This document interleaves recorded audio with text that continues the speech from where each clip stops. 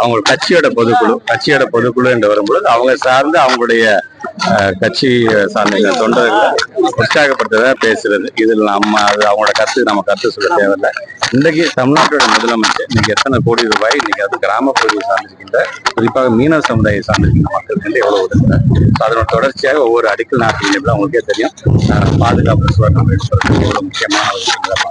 இந்த ஏலம் நடத்துறதுலேருந்து இங்கே தனியாக கடையினா பொருளாதார ரீதியாக மீனவ சமுதாய மக்கள் உயர்ந்த இடத்திற்கு வர வேண்டும் என்று திட்டங்கள்.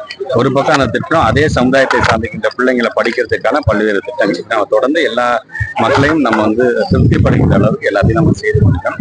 அதற்கான அடிக்கல் நாட்டு விழாக்கு தான் இங்கே வந்திருக்காங்க. ஸோ இங்கே நம்ம அரசியல் பேசுறது சரியாக இருக்காது. இருந்தாலும் தொடர்ந்து நம்முடைய மக்கள் வைக்கக்கூடிய கோரிக்கைகள் எதுவாக இருந்தாலும் அதை நாங்கள் செஞ்சுட்டு இருக்கோம். நீங்க சொல்ற மாதிரியே அவங்க அடிக்கல் நாட்டுறதுக்கு தான் நாங்கள் பண்றோம் அப்படின்னு நாங்கள் சொன்னாங்கன்னா ஒன்னே உதாரணம் சொல்றேன்.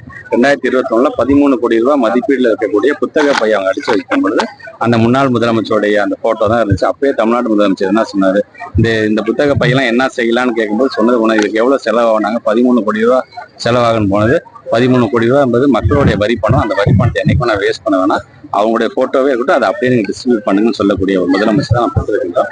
எங்களை பொறுத்த வரைக்கும் தமிழ்நாட்டு சார்ந்திருக்கின்ற மக்கள் எந்த நம்பிக்கையில் எங்களுக்கு வாக்களித்தார்களோ அந்த நம்பிக்கையை பாதுகாக்கின்ற வண்ணமாக தொடர்ந்து ஒவ்வொரு திட்டத்தையும் நாங்கள் செய்யணும். இந்த கரைப்படிஞ்சவங்க உள்ள போகணும்னு சொல்லியிருக்காங்க. புரியல. கரைப்படிஞ்ச கைகள் உள்ள போகணும் இல்லை, அதான் சொன்னாங்க. இது அவங்களுடைய பொதுக்குழுங்க. இது அவங்க பொதுக்குழு சார்ந்து நான் ஏற்கனவே சொன்ன மாதிரி அவங்களுடைய தொண்டர்களை உற்சாகப்படுத்துறதுக்காக தான் அவங்க பேசியிருக்காங்க. நான் பார்க்க நாட்டு மக்களுக்கு எல்லாமே தெரியும். பொதுக்குழு என்பது இப்போ ஒரு வியூகம் அமைக்கக்கூடிய ஒரு இடமாகத்தான் இருக்கும். நான் திருப்பி அரசியல் பேசுன்னு தவிர நினைக்கிறேன். பொதுக்குழு என்பது அடுத்த தேர்தல் நம்ம எப்படி ஜெயிக்க போறோம் அப்படி வியூகம் அமைக்கக்கூடியதான் இருக்கும். இது முழுக்க ஒரு பொதுக்கூட்டம் மாதிரியா தான் இது நடக்கும்.